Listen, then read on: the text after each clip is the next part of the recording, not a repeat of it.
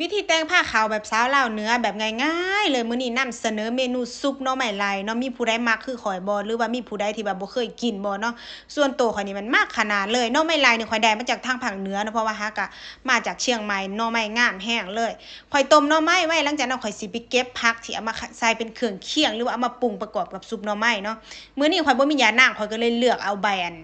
ผักหวานชายาหรือว่าผักแป้งนัวเนาะกับใบมั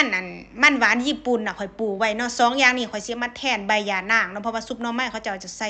ใบยานางหรือว่าน้ำยานางนำอะนะแต่ข้อยบ่มีข้อยก็เลยเลือก2สิ่งนี้มาแทนบอกเลยว่าสามารถแทนกันได้อย่างดีเลยเนาะความเมือกนี่มันจะได้เมือกจากใบมันหวานญี่ปุ่นเนาะส่วนความเขียวก็ได้น้ำกันทั้ง2เลยแถมรสชาตินี่ออกหวานอีกเนาะมันแซ่บกว่าใบยานางอีกเด้อพี่น้องเด้ออันนี้เป็นความรู้สึกส่วนตัวเอามาตำแบบนี้แบบใบยานางเลยนะพี่น้องตำแล้วเฮาก็ไปกรองเอาเนาะหลังจากข้อยตำอันนี้แล้วข้อยสิมาเริ่มขั้นตอนการหั่นพวกหอมเหียมอีหยังสิเอาไว้ใส่กับซุปหน่อไม้เนาะหอมมื้อนี้ข้อยบ่มีหอมใบข้อยใส่เป็นหอมผักแพร้วแล้วก็ผักหอมลาบเนาะกับ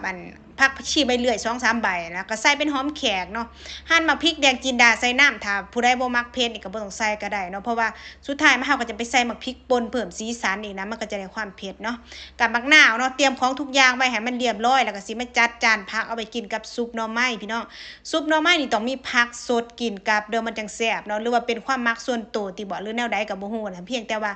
กินซุปหน่อไม้นี่ต้องมีผักสดหลากหลายอย่างเนาะแล้วแต่ผู้มักแล้วแต่ผู้ชอบเนาะพี่น้องเนาะผู้ใดมักอันใดก็สามารถเอามาใส่เอามากินกับได้เบิดเลยเนาะส่วนตัวข้อยนี่มันมักได้กินได้เบิดซุอย่างอันเรื่องผักแต่ว่าข้อยบ่กินหญ้าเด้อพี่น้องเด้อ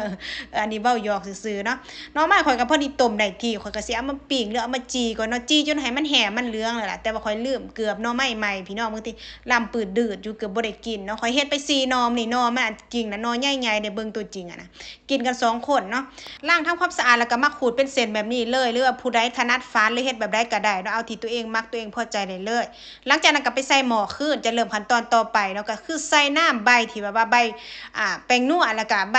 มันใส่ลงไปได้เลยเนาะใส่น้ำปลาแดกผู้แสงจันทร์บัดนี้ความแซ่บความหอมมันก็อยู่ที่ปลาแดกนี่พี่น้องผงนัวมักหลายใส่หลายเนาะบ่มักก็บ่ต้องใส่น้ำไปตั้งไฟได้เลยบัดนี้ตั้งไฟจนให้น้ำมันเดือดหรือว่าน้ำมันเริ่มบกแบบนี้เนาะหลังจากนั้นเฮาก็สิเริ่มขั้นตอนการปรุงเนาะบัดนี้เนาะแต่ว่าแนะนำให้หน่อไม้มันเย็นก่อนจักเล็กจักน้อยนะคะบ่ซั่นต้นหอมหรือว่าเครื่องเคียงเฮามันสิซ้ำเนาะใส่ทุกอย่างที่เฮาหั่นลงไปแล้วก็ตื้มด้วยข้าวคั่วบีบบักนาวลงไปแล้วโคเลให้มันเข้ากันเลยพี่น้องอ๋อแต่ข้อยลืมถ่ายให้เบิ่งเด้อข้อยใส่น้ำปลาลงไปอีกน้อยนึงเนาะซิเบิ่งรสชาติถ้ามันโอเคแล้วก็เริ่มมาแต่งผ้าขาวได้เลยผ้าขาวแบบอีสานบ้านเฮาหรือว่าแบบลาวๆแบบนี้แต่บอกเลยว่าแซ่บเด้อพี่น้องเด้อส่วนตัวข้อยนี่มันมักกินหน่อไม้หรือว่าประเภทอาหารบ้านๆแบบนี้อยู่แล้วนะคือแบบเลิศแห้งพี่น้องเสิร์ฟพร้อมกับแคบหมูแล้วก็สมหมูพี่น้องผ้าขาว